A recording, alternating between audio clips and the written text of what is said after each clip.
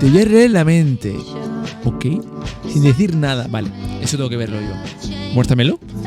Piensa en un número del 1 al 10. El 6. ¿Listo? Sí, sí. Ok, el 6. Ahora súmale más 8. Vale, 6 más 8, 14. Ok. Réstale 3. Ok, da 11. ¿No? Sí, 11. Vale. ¿Esto es una prueba de matemáticas o qué? A este réstale el original. Vale. 11 menos 6, 5, ¿no? Sí. Esto, yo no sé si es un examen de matemática o qué es, pero bueno.